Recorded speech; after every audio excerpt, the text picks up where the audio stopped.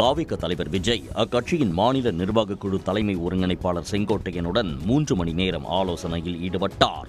சென்னை பட்டினப்பாக்கத்தில் உள்ள விஜய் இல்லத்தில் நடந்த சந்திப்பில் தாவேக கொள்கை பரப்பு செயலாளர் அருண்ராஜ் பங்கேற்றார். 3 மணி நேரம் நீடித்த இந்த ஆலோசனையில் கூட்டணி பேச்சுவார்த்தை குழு, விஜயின் தேர்தல் பிரச்சார சுற்றுப்பயணம், மாற்றுக் கட்சியில் அதிருப்தியில் இருக்கும் தலைவர்களை தாவேகாவுக்கு கொண்டு வருவது உள்ளிட்ட பல்வேறு விவகாரங்கள் குறித்து பேசப்பட்டதாக கூறப்படுகிறது. விஜயின் ஆலோசனை கூட்டங்களில் முக்கிய பங்காற்றும் பொதுச் செயலாளர் என் ஆனந்த் இந்த ஆலோசனையில் கலந்து கொள்ளவில்லை. அப்போது அவர் பனையூர் அலுவலகத்தில் இருந்ததாகவும் கூறப்படுகிறது. மகாத்மா காந்தியை கௌரவிக்கும் வகையில் மேற்குவங்க மாநில அரசின் கர்மஸ்ரீ திட்டத்திற்கு அவரது பெயரை சூட்டி முதலமைச்சர் மம்தா பானர்ஜி அறிவித்துள்ளார். மகாத்மா காந்தி ஊரக வேலைவாய்ப்பு திட்டத்தின் பெயரை ஒன்றிய அரசு மாற்றியதற்கு கடும் எதிர்ப்பு எழுந்துள்ளது. ஒன்றிய அரசின் இந்த திட்டத்திற்கான நிதியை வழங்காத நிலையில் மேற்கு வங்கத்தில் கர்மஸ்ரீ திட்டம் தொடங்கப்பட்டு மாநிலத்தின் சொந்த நிதியிலிருந்து ஊதியம் வழங்கப்பட்டது. இந்த நிலையில் இந்த திட்டத்தின் பெயரை மகாத்மா காந்தி கர்மஸ்ரீ பிரகல்ப என பெயர் மாற்றம் செய்வதாக மம்தா பானர்ஜி அறிவித்துள்ளார். மேலும் மாநில அரசின் உரிமைகளை ஒன்றிய அரசு பறிப்பதாக குற்றம் சாட்டிய அவர், ஏழை தொழிலாளர்களை நாங்கள் எப்போதும் கைவிட மாட்டோம் என தெரிவித்துள்ளார். நாட்டின் வளர்ச்சியை முன்னெடுக்காமல் மாநில அரசை வஞ்சிக்கும் செயலில் ஒன்றிய பாஜக அரசு ஈடுபட்டு வருவதாக திமுக எம்பி TR பாலு குற்றம் சாட்டியுள்ளார். சென்னையை அடுத்த தாம்பரத்தில் திமுக சார்பில் நடைபெற்ற பொதுக்கூட்டத்தில் பங்கேற்று பேசிய அவர், மகாத்மா காந்தியை அவமதித்த பாஜகவை ஒன்றியத்தில் ஆட்சியிலிருந்து அகற்ற மக்கள் தயாராக உள்ளதாக கூறினார். மகாத்மா காந்தி ஊரக வேலைவாய்ப்பு திட்டம் என்று இருந்தது. மகாத்மா காந்தி பெயரை எடுத்தீர்கள். ஆனால் உங்களை நாட்டினுடைய அரசியலிலிருந்து உங்களை இழப்புறப்படுத்தப் போகிறார்கள் இந்திய நாட்டு மக்கள் என்பதை நான் தெளிவாக சொல்லிக்கொள்ள விரும்புகிறேன்.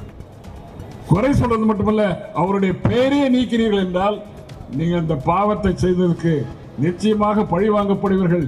மக்கள் தயாராக இருக்கிறார் என்பது. அனைத்து தகுதிகளும் இருந்தும் மதுரை கோவைக்கான மெட்ரோ ரயில் திட்டத்தை ரத்து செய்தது ஏன் என்று கேள்வி எழுப்பிய அவர், வட மாநிலங்களுக்கு அதிக நிதி கொடுக்கப்படுவதாக குற்றம் சாட்டினார். ராமநாதபுரத்தில் உள்ள கும்பரம் பகுதியில் விமான நிலையம் அமைக்கும் திட்டம் இல்லை என மாவட்ட ஆட்சியர் தெரிவித்துள்ளார்.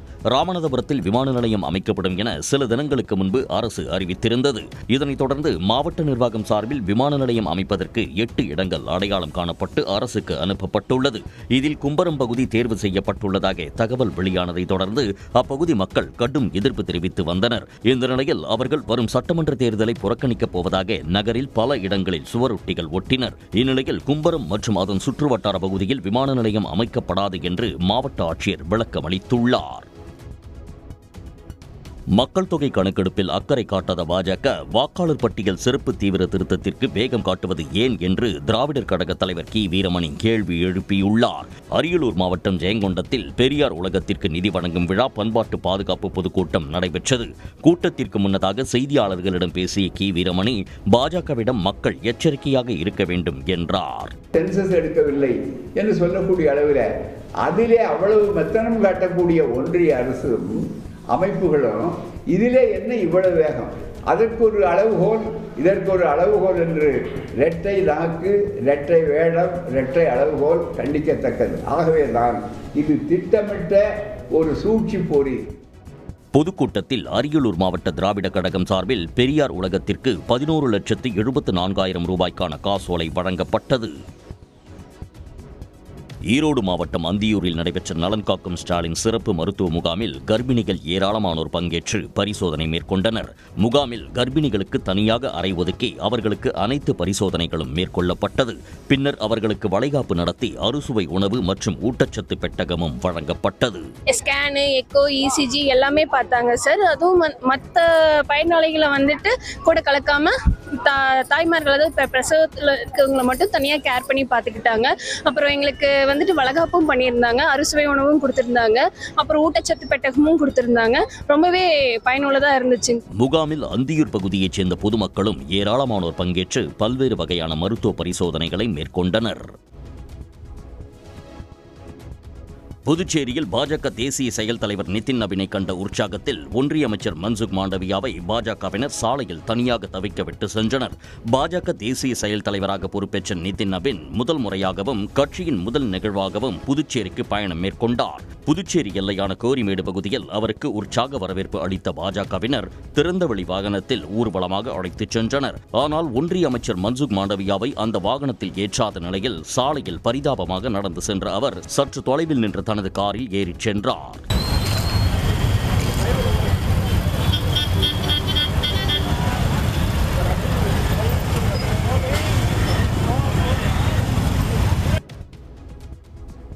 தமிழ்நாட்டில் முட்டைப்பண்ணை கொள்முதல் விலை தொடர்ந்து வரலாறு காணாத வகையில் உயர்ந்து வரும் நிலையில் ₹6.30 என்ற புதிய உச்சத்தை எட்டியுள்ளது. வழக்கமாக குளிர்காலத்தின் தொடக்கத்திலிருந்தே முட்டை விலை உயர்வது வாடிக்கையாக இருந்து வருகிறது. அந்த வகையில் முட்டையின் நுகர்வும் விற்பனையும் அதிகரித்துள்ள நிலையில் நாமக்கல் உள்பட பிற மண்டலங்களிலும் முட்டையின் விலை உயர்ந்து வருகிறது. 5 நாட்களுக்கு பிறகு மீண்டும் முட்டை விலையில் மாற்றம் ஏற்பட்டுள்ளது. அதன்படி முட்டை ஒன்றின் பண்ணை கொள்முதல் விலை 5 காசுகள் உயர்ந்து ₹6.30 நிர்ணயிக்கப்பட்டுள்ளது. இதனால் சில்லறை வியாபாரத்தில் முட்டை விலை மேலும் அதிகரித்துள்ளது. தமிழ்நாட்டின் முட்டை உற்பத்தி கேந்திரமாக விளங்கும் நாமக்கல் மாவட்டத்தில் 1100க்கும் மேற்பட்ட கோழி பண்ணைகளில் நாள்தோறும் 6 கோடி முட்டைகள் உற்பத்தியாகின்றன. வரும் நாட்களில் முட்டை விலை மேலும் உயரும் என பண்ணையாளர்கள் தெரிவித்துள்ளனர். ஹாக்கி இந்தியா லீக் தொடரில் தமிழ்நாடு சார்பில் விளையாட உள்ள அகர் தமிழ்நாடு டிராகன்ஸ் அணியின் அறிமுக விழா சென்னையில் நடைபெற்றது. 8 அணிகள் இடையிலான ஹாக்கி இந்தியா லீக் போட்டி அடுத்த ஆண்டு ஜனவரி 3ஆம் தேதி முதல் 26ஆம் தேதி வரை நடைபெற உள்ளது. இது சென்னை, ராஞ்சி, புவனேஸ்வர் ஆகிய 3 நகரங்களில் போட்டிகள் நடத்தப்பட உள்ளன. இந்த நிலையில் தமிழ்நாடு சார்பில் விளையாட உள்ள அகர் தமிழ்நாடு டிராகன்ஸ் அணியின் லோகோ மற்றும் சீருடை அறிமுக நிகழ்ச்சி சென்னை தியாகராய நகரில் உள்ள நட்சத்திர விடுதியில் நடைபெற்றது. It carries pride. I would like to invite Mr. Selvaraj Kanagaraj onto the stage. Sheikh Gowda onto the stage, please. Chennai எழும்பூரில் உள்ள மேயர் ராதாகிருஷ்ணன் ஸ்டேடியத்தில் ஜனவரி 3ஆம் தேதி நடைபெறும் தொடக்க ஆட்டத்தில் தமிழ்நாடு டிராகன்ஸ் அணி ஐதராபாத் டூபான்ஸை எதிர்கொள்கிறது. இந்திய அணியின் நட்சத்திர வீரர்களான விராட் கோலி, ரோஹித் சர்மா ஆகியோர் நீண்ட இடைவெளிக்கு பிறகு உள்ளூர் கிரிக்கெட் தொடரில் விளையாட உள்ளனர். இருவரும் தற்போது ஒருநாள் போட்டிகளில் மட்டுமே விளையாடி வரும் நிலையில் உள்ளூர் தொடர்களில் விளையாட பிசிசிஐ அறிவுறுத்தியதாக தகவல் வெளியானது. அந்த வகையில் வரும் 24ஆம் தேதி தொடங்கும் விஜய் ஹசாரே டிராபி தொடரில் விராட் கோலி, ரோஹித் சர்மா விளையாடுவதை உறுதி செய்துள்ளனர். ரிஷப் பந்த் தலைமையிலான டெல்லி அணியில் விராட் கோலி இடம் பிடித்துள்ளார். இதேபோல் ஷர்துல் தாக்கூர் தலைமையில் களமிறங்கும் மும்பை அணியில் ரோஹித் சர்மா விளையாட உள்ளார். ஆனால் அவர் முதல் 2 போட்டிகளில் மட்டுமே விளையாடுவார் என அறிவிக்கப்பட்டுள்ளது. மதுரை மாவட்டம் உசிலம்பட்டி அருகே 58 கிராம கால்வாயை விரிவாக்கம் செய்து வைகை அணையிலிருந்து நீர் கொண்டுவர எழுமலை சுற்றுவட்டார விவசாயிகள் வலியுறுத்தியுள்ளனர். எழுமலை மற்றும் அதன் சுற்றுவட்டாரத்தில் உள்ள 18 கிராமங்களில் 10 கண்மாய்கள் மூலம் சுமார் 3000 ஏக்கர் பரப்பளவில் விவசாயம் நடைபெற்று வருகிறது. ஆனால் கடந்த பல ஆண்டுகளாக தங்களது பகுதியில் போதிய மழை இல்லாததால் விவசாயம் பாதிக்கப்பட்டுள்ளதாக கூறும் விவசாயிகள் கண்மாய்க்கு நீர்வரத்தை உறுதி செய்ய வலியுறுத்தியுள்ளனர். ஒரு 8 கிலோமீட்டர் மீனாட்சி கூட கூட்டு குடி திட்டம் வர்ற மாதிரி சொல்கிறாங்க. எங்களுக்கு அது தெரியல, கேள்விப்பட்ட அளவுக்கு அது தெரியுது. அதை கூட இந்த பக்கம் எக்ஸ்டெண்ட் பண்ணி கொண்டு வந்தால் இந்த ஏரியாவில் இருக்க ஒரு 10, 30, 40 கிராமங்கள் பயனடையும். சம்சாரியில் இங்கே இருந்து விவசாயம் பார்க்குறதுக்கு வாய்ப்பாக இருக்கும். வைகை அணையிலிருந்து தண்ணீர் கொண்டு வரப்பட்டால் விவசாயம் மட்டுமின்றி குடிநீர் தேவையும் பூர்த்தியடையும் என எழுமலை சுற்றுவட்டார பகுதி மக்கள் வலியுறுத்தினர். முதலமைச்சர் மு.க. ஸ்டாலின் ஆட்சியில் இந்தியாவின் அறிவுசார் எதிர்காலத்தை வடிவமைக்கும் முன்னணி மாநிலமாக தமிழ்நாடு திகழ்வதாக மாநில அரசு பெருமிதம் தெரிவித்துள்ளது. தொழில் வழிகாட்டி நிறுவனம் வெளியிட்டுள்ள அறிக்கையில் காப்புரிமை பதிவுக்காக அளிக்கப்பட்ட 68,201 விண்ணப்பங்களில் தமிழ்நாடு 15,440 காப்புரிமைகளை பதிவு செய்துள்ளதாகவும் தெரிவிக்கப்பட்டுள்ளது. அதாவது மொத்த காப்புரிமைகளில் தமிழ்நாடு மட்டும் 23% பெற்றுள்ளதாக மாநில அரசு குறிப்பிட்டுள்ளது. கடந்த 2023-24 நிதியாண்டோடு ஒப்பிடுகையில் 2024-25 நிதியாண்டில் 9,565 15,440 உயர்ந்திருக்கிறது. இந்த 62% வளர்ச்சி மாநிலத்தில் உள்நாட்டு கண்டுபிடிப்புகள் மற்றும் ஆராய்ச்சி பணிகள் அதிவேகமாக விரைவுபடுத்தப்பட்டு வருவதை பிரதிபலிக்கிறது என்றும் இந்த தொடர் வளர்ச்சியின் மூலம் இந்தியாவின் அறிவுசார் சொத்துரிமை மற்றும் கண்டுபிடிப்பு துறையில் தமிழ்நாடு மாபெரும் சக்தியாக உருவெடுத்துள்ளது என்றும் மாநில அரசு தெரிவித்துள்ளது. தேனி மேகமலை செல்லும் மலைச்சாலையில் குட்டிகளுடன் வந்த யானை கூட்டத்தால் சுமார் 1 மணி நேரம் போக்குவரத்து பாதிக்கப்பட்டது. தேனி மாவட்டத்தின் முக்கிய சுற்றுலா தலமான ஸ்ரீவில்லிபுத்தூர் மேகமலை புலிகள் காப்பக வனப்பகுதியில் 10க்கும் மேற்பட்ட மலை கிராமங்கள் உள்ளன. இந்நிலையில் மேகமலை ஹைவேவிஸ் பேரூராட்சிக்கு இடைப்பட்ட மலைச்சாலையில் குட்டிகளுடன் யானை கூட்டம் ஒன்று சாலையின் குறுக்கே வந்தது. இந்த யானை கூட்டத்தை பார்த்தவுடன் அரசு பேருந்து மற்றும் சுற்றுலா வாகனங்கள் அப்படியே நிறுத்தப்பட்டன. சாலைக்கு வந்த யானை கூட்டம் காரணமாக 1 மணி நேரத்திற்கும் மேலாக போக்குவரத்து தடைப்பட்டது.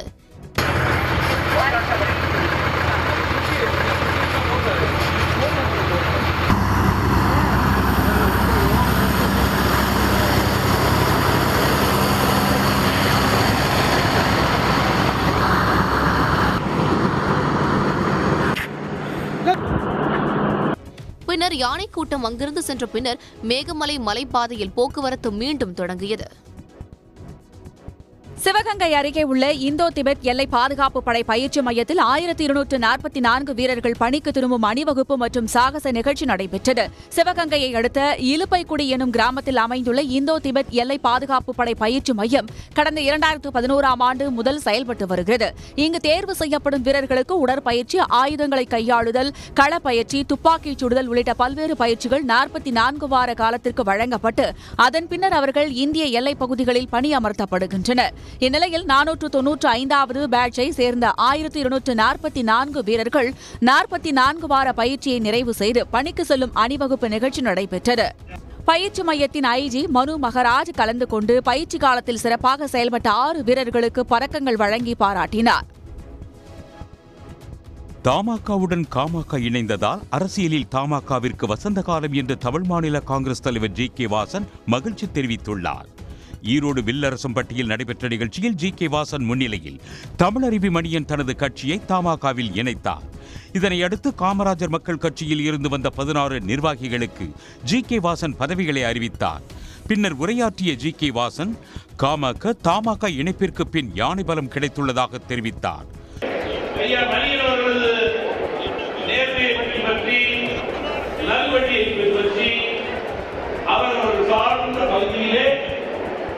நல்லவர்களை அணுகி நாட்டு நலன் கருதி அவர்கள் சார்ந்த இயக்கத்தை வளர்த்து உயர்த்தி அவர்கள் வைத்திருக்கிறார்.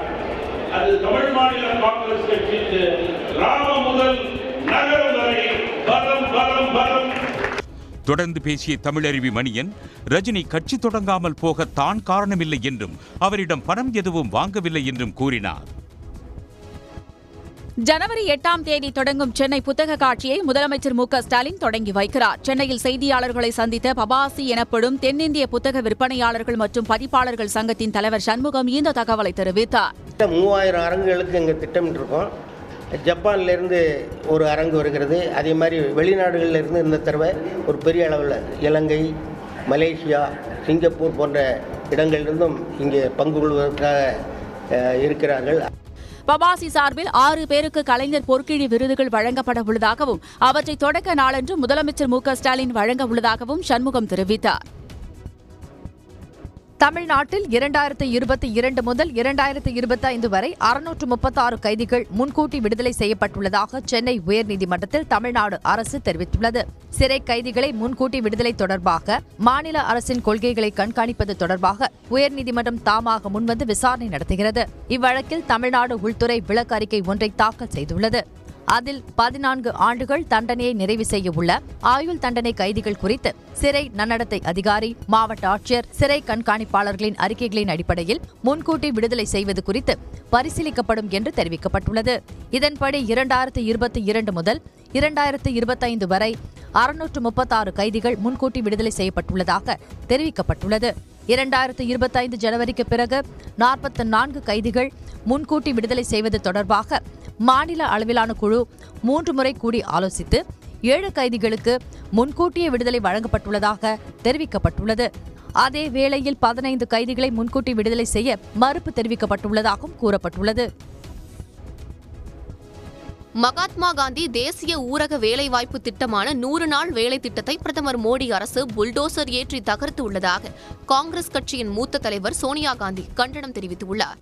காந்தியின் பெயரை நீக்கி திட்டத்தை சிதைத்து நிறைவேற்றப்பட்டிருக்கும் விக்சித் பாரத் ஜி சட்டத்திற்கு அவர் எதிர்ப்பு தெரிவித்துள்ளார். இந்த சட்டம் நாட்டின் ஏழைகள் மீது நிகழ்த்தப்பட்ட தாக்குதல் என்றும் அவர் சாடியுள்ளார். காங்கிரஸ் கொண்டு வந்த 100 நாள் வேலை திட்டம் கட்சி சார்புடன் செயல்படுத்தப்படவில்லை என்றும் மக்கள் நலனை கருத்தில் கொண்டு திட்டத்தை கொண்டு வந்ததாகவும் சோனியா காந்தி தெரிவித்துள்ளார்.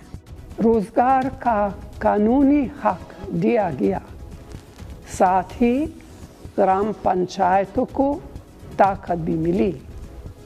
मनरेगा के जरिए महात्मा गांधी के ग्राम स्वराज के सपनों के भारत की ओर एक ठोस कदम उठाया गया. पिछले 11 सालों में விக்சித் பாரத் ஜி சட்ட மசோதாவுக்கு எதிராக காங்கிரஸ் கட்சி உறுதியுடன் போராடும் என்றும் அவர் கூறியுள்ளார். 2026 ஜனவரி 15ஆம் தேதி நடைபெறவுள்ள மும்பை மாநகராட்சி தேர்தலில் தனித்து போட்டியிடப் போவதாக காங்கிரஸ் கட்சி அறிவித்துள்ளது. மராட்டிய மாநிலத்தில் உத்தவ் தாக்கரே தலைமையிலான சிவசேனா, சரத்பவார் தலைமையிலான தேசியவாத காங்கிரஸ் மற்றும் காங்கிரஸ் கட்சிகள் கடந்த 7 ஆண்டுகளாக பாஜகவுக்கு எதிராக ஒன்றிணைந்து செயல்பட்டு வருகின்றன.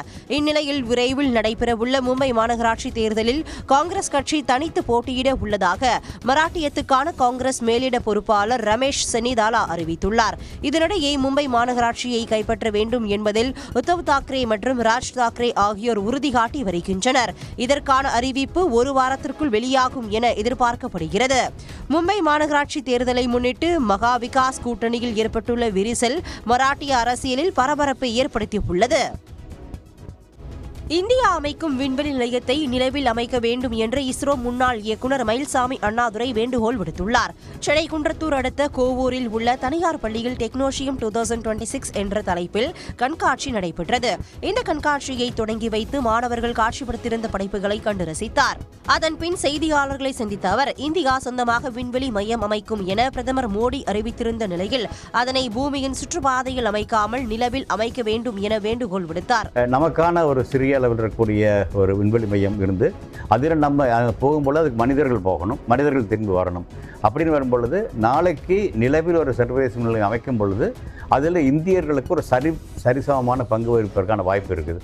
அந்த வகையில் அடுத்து தலைமுறையில் வரப்போகக்கூடிய நிலவில் ஒரு மையத்தில் நம்ம முன்னெடுத்து வருவதற்கான ஒரு முன்னேற்பாடாக என்னை பொறுத்தளவுக்கு இந்தியாவினுடைய அந்த விண்வெளி மையம் அமையும் அப்படின்னு பார்க்குறேன். மேலும் 200 அரங்குகள் அமைத்து மாணவர்கள் காட்சிப்படுத்தியிருந்த படைப்புகள் பார்வையாளர்களை வெகுவாக கவர்ந்தது. ரோல் பால் உலகக்கோப்பையில் சாம்பியன் பட்டம் வென்ற இந்திய அணியில் இடம் பிடித்த தமிழ்நாட்டு வீரர் வீராங்கனைகளுக்கு சென்னையில் உற்சாக வரவேற்பு அளிக்கப்பட்டது. துபாயில் நடைபெற்ற ரோல் பால் உலகக்கோப்பை தொடரில் ஆடவர் மற்றும் மகளிர் பிரிவில் இந்திய அணி சாம்பியன் பட்டம் வென்று அசத்தியது. இந்த அணியில் இடம் பிடித்த வீரர் தீபக் ராஜா, வீராங்கனைகள் மஹதி, மதுநிதா மற்றும் இந்திய அணியின் பயிற்சியாளர்களுக்கு ஆகியோருக்கு சென்னை விமான நிலையத்தில் உற்சாக வரவேற்பு அளிக்கப்பட்டது.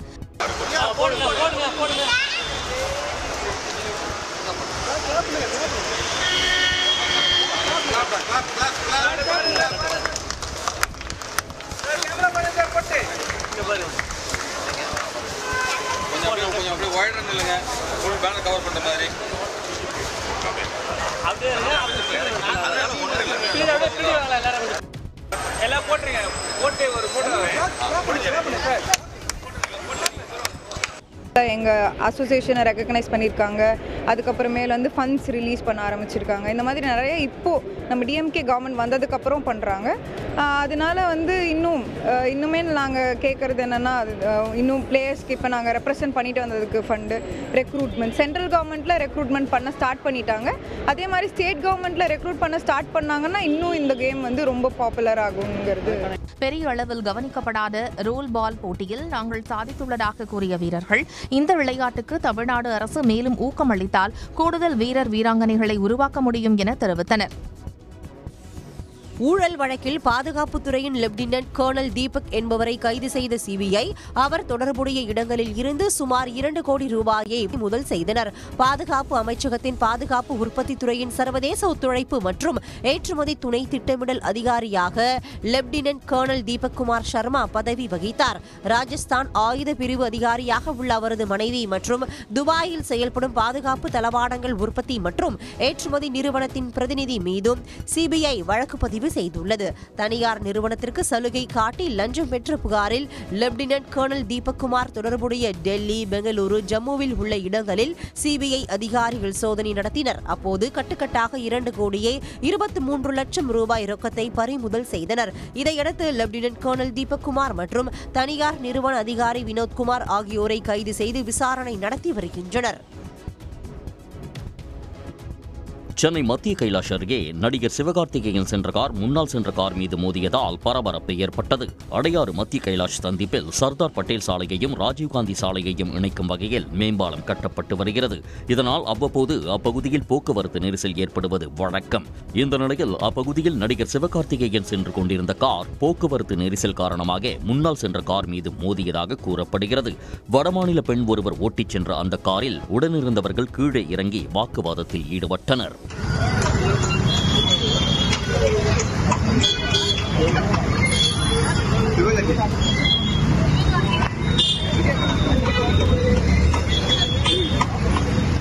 இந்த சம்பவத்தால் அப்பகுதியில் போக்குவரத்து பாதிக்கப்பட்ட நிலையில் மயிலாப்பூர் போக்குவரத்து புலனாய்வு போலீசார் விரைந்து வந்து இரு தரப்பினரிடமும் பேசி அனுப்பி வைத்தனர். விபத்து குறித்து கோட்டூர்புரம் போக்குவரத்து புலனாய்வு போலீசார் விசாரித்து வருகின்றனர். புதுக்கோட்டை மாவட்டம் ராங்கியன் விடுதி ஊராட்சியில் நீர்நிலை புறம்போக்கு நிலத்தில் வசிக்கும் மக்கள் தங்களுக்கு மாற்று இடத்தில் இலவச வீட்டு மனை பட்டா வழங்க கோரிக்கை விடுத்துள்ளனர். சுமார் 100 ஆண்டுகளாக ராங்கியன் விடுதியில் குளத்தின் அருகே கீற்று கொட்டையை அமைத்து 6 குடும்பங்கள் வசித்து வருகின்றன. இந்த நிலையில் குளம் அருகே நாட்டின் தலைநகர் டெல்லியில் காற்றின் தரம் மிக மோசமான நிலையை எட்டியுள்ள நிலையில் தமிழ்நாட்டின் தலைநகரான சென்னையின் பல்வேறு பகுதிகளிலும் காற்றின் தரம் மோசமடைந்து வருகிறது. காற்றின் தரம் 100க்கு குறைவாகவே இருக்க வேண்டும் என்ற நிலையில் சனிக்கிழமையன்று சென்னையில் காற்றின் தரம் சராசரியாக 178ஆக பதிவாகி மிதமானது என்ற நிலையை எட்டியுள்ளது. எனினும் அதிகபட்சமாக கொடுங்கையூரில் 274ஆகவும் அரும்பாக்கத்தில் 236 பெருங்குடியில் 219ஆகவும் பதிவாகியுள்ளது. இந்த நிலை மோசமானது என மதிப்பிடப்பட்டுள்ளது. அதே நேரத்தில் மணலியில் 137ஆகவும் வேளச்சேரியில் 132ஆகவும் பதிவாகியுள்ளது. சென்னையில் காற்று மாசு அதிகரிக்க வாகனங்கள் வெளியேற்றும் புகையும் கட்டுமான பணிகளின் போது ஏற்படும் மாசும் தான் முக்கிய காரணமாக அமைந்துள்ளது. நேற்றைய நிலவரப்படி காற்று மாசு மோசமடைந்திருந்த நிலையில் இன்று காற்றின் தரம் மிதமான நிலைக்கு வந்துள்ளது சற்றே ஆறுதலை ஏற்படுத்தியுள்ளது.